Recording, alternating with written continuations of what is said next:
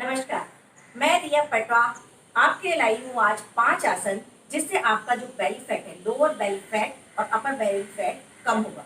लेकिन उसके लिए सबसे पहले आप मेरे चैनल को सब्सक्राइब कीजिए, लाइक कीजिए और इस बेल आइकन को जरूर दबाइए ताकि मैं जो भी अपनी वीडियो डालूँ सबसे पहले आपके पास पहुँच सके।